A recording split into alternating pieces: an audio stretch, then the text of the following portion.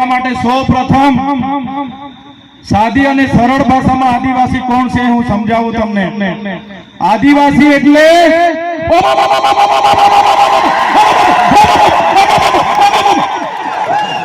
આદિવાસી છે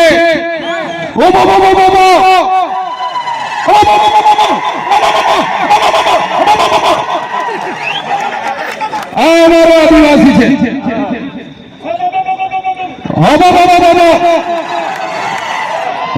એટલે આપણા દેશમાં આપણું રાજ, આપણા ગામમાં આપણું રાજ। આ ઉભો આદિવાસી સિવાય કોઈની તાકાત નથી કે ઉભો કરી શકે। આદિવાસી જ કરી શકે, આદિવાસી જ કરી શકે। ગમે એવો ખમીર મંત્રી હોય, ગમે એવો અબજોપતિ હોય કે કરોડોપતિ હોય, ગમે તેવો હોય, કોઈના બાપની તાકાત નથી કે ઉભું અહીંયા કરી શકે। આ વિસ્તારમાં જો કોઈ ઉભું કરી શકે તો અમારો આદિવાસી કરી શકે છે, એનો પાવર છે।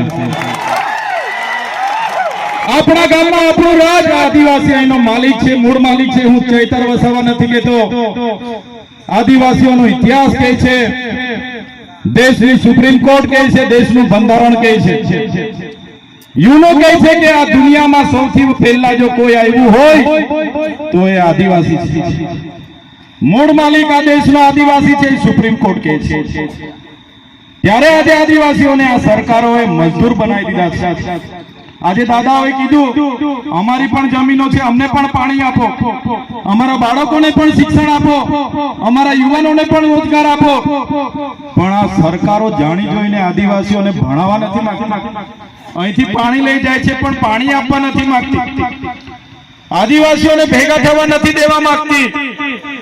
આગળ પાનવડમાં કાર્યક્રમ હતો અને પરવાનગી નહીં આપવામાં આવી।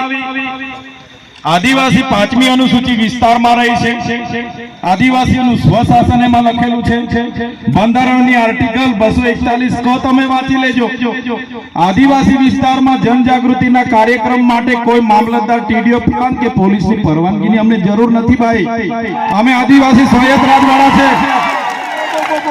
અને જે લોકો આરએસએસ ની વિચારધારા વાળાએ કેટલાક લોકોને હાથા બનાવીને અમારા કાર્યક્રમ નહીં થાય, ચૈતર વસાવા અહીંયા નહીં આવે, એના માટેના કાર્યક્રમો પોલીસ પર દબાણ કરાવીને રદ કર્યા હોય તો એના 2-3 લોકો અહીંયા પણ આવીને વિડીયો બનાવતા હોય તો બનાવી લેજો। तुमको क्या लगता था नहीं लौटेंगे,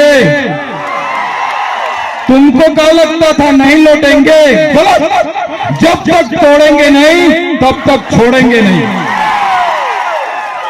हमको क्या अंडू पांडू गांडू समझ के रखा है क्या? ये आदिवासी है, आदिवासी, यहाँ आदिवासियों का राज चलेगा। हमें कोईना पर अधिकारों की भीख नहीं मांगता। संविधान में हमारा बाबा साहेब ने जयपाल सिंह मुंडाए आदिवासियों ने अधिकारों आप्या छे।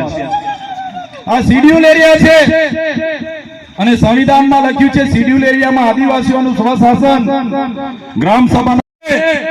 જે દિવસે સંવિધાન અને સંવાદને અમે સાઈડ પર મૂકીને અમારા ઓજારો સાથે રોડ પર ઉતરીશું તે દિવસે આ દેશમાં આર પારની લડાઈઓ થશે। એક બાજુ પ્રશાસન હશે, એક બાજુ પૂંજીપતિઓ હશે અને એક બાજુ આદિવાસી સમાજ હશે। અને એ દિવસે ઓરિજિનલ આદિવાસી કોણ હતો એની દુનિયાને ખબર પડી જશે। આજે અમે અમારા મા બાપ, અમારા બાપ